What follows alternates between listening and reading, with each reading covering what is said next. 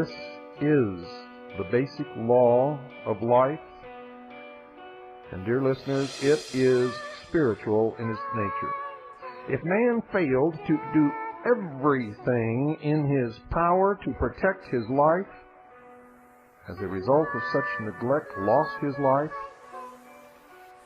then the destiny for which the soul came to earth would end there.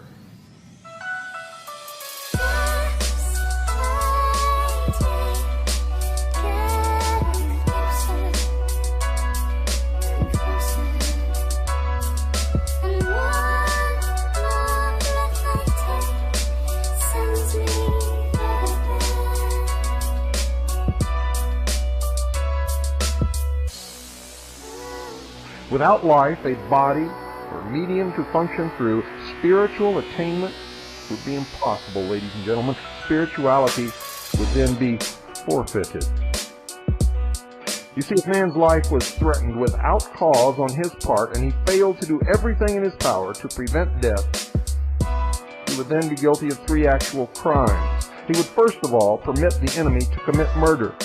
Next, he would be committing suicide by failing to protect the most precious possession given to man by his Creator. And worst of all, he would end whatever his destiny might be, the purpose for which body, mind, and life had been given to him. And I believe it's to learn something. In one respect, man is forced to be a warring, not a murdering creature. And I might inject here that the Ten Commandments does not say, in its original form, thou shalt not kill. It says, ladies and gentlemen, and you can check this, if you wish, go to the original Hebrew and Greek, it says, thou shalt not murder. So in one respect, man is forced to be a warring, not a murdering creature. From his birth, the law of self-preservation forces him to be on guard against every inimical force attempting to destroy him by one means or another. He must be on the alert to prevent man, natural forces, or his own carnal desires to betray him into acts of degradation. Man is a warring creature. But his war, I tell you, his war is an honorable one. It is one of protection. First himself, so that he may protect those he is responsible for, but in doing so must not take unfair advantage of others, nor be guilty of unrighteousness.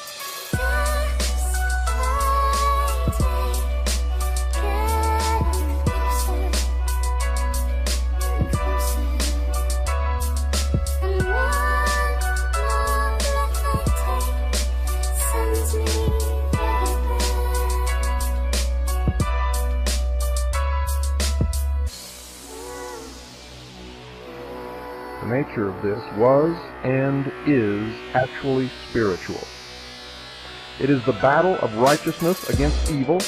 It is a war biblically spoken of as taking place in heaven because it is waged within man's spiritual nature. He fights to fulfill destiny and to finally create heaven on earth for himself and others who follow.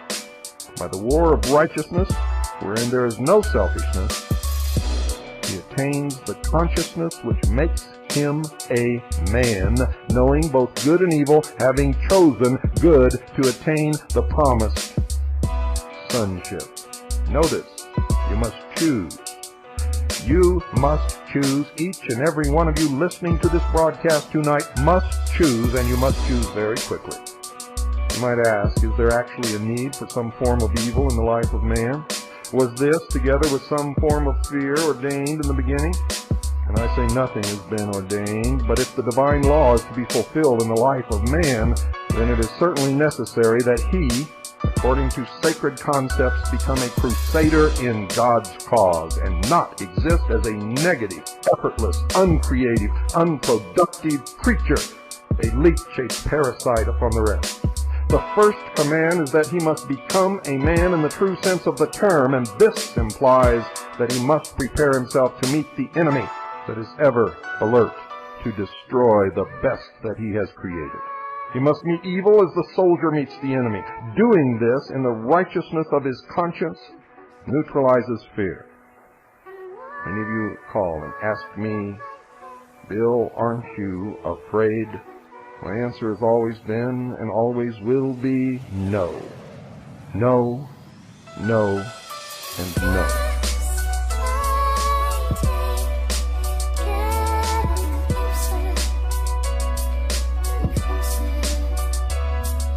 For I know from where I have come, and I know where I am going. I know who I am, and I know that I possess a soul. I fear the actions of no man. I fear the judgment of no man. I fear only the judgment of my God.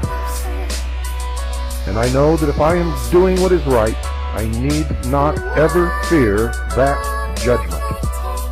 And therefore, I am not afraid.